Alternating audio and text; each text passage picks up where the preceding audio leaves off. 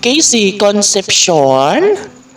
Nagdududa na nga ba kay Piolo Pascual? Hello, sana naman hindi tuluyang maglaho ang kanilang tunay na nararamdamang pagmamahal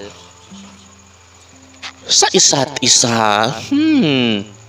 Tila nangangamoy pangamba na ang nararamdaman ng taong bayan dahil tila wala ng katinuan sa pagmamahalan ngayon ni Papa P at Christina. Ngunit kung tutuusin, kung sadyang nararamdaman ng lahat ay narito at patuloy pa rin na pinapangambahan na sadyang wala ng pag-asa pa na magbago at mauuwi sa kasalan ng relasyon ni Piolo at Casey. Ngunit tanging ang mga tunay na tagahanga lamang ang nakakaalam kung kaano kahalaga sa buhay ni Piolo Pascual si Casey Concepcion.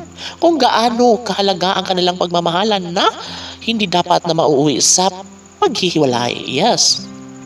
Sadyang hindi ito ang pinapabura ng tadhana at sadyang alam naman natin na si Piolo Pascual ay naghahangad ng isang magandang relasyon, no? At talagang si Christina pa rin ang kanyang pipiliin at sasamahan hanggang sa huli.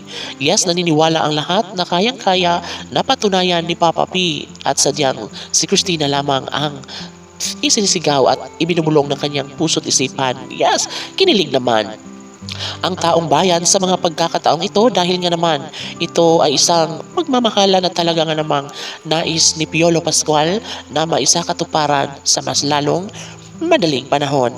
Never na nawawala ng pag-asa si Papa P. Never na iiwan ni Piolo Pascual ang babaeng kanyang pinakaminamahal.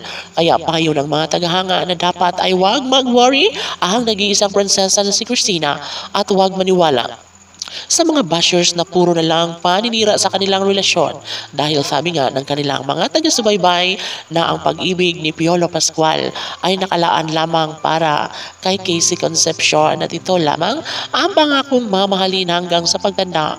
Tanging ang mas papakasalan at pipiliin ni Piolo Pascual ay si Christina lamang. Yes, of course naman.